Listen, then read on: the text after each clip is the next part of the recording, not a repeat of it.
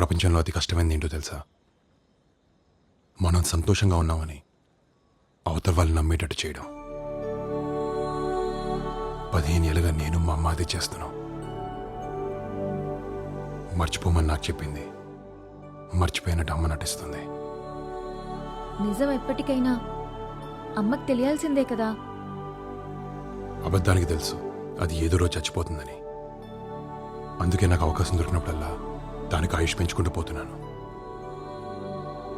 ఒకవేళ అమ్మకి నిజం తెలిసే రోజే వస్తే అది నేను నేషనల్ ఛాంపియన్ అయిన రోజు అవ్వాలి.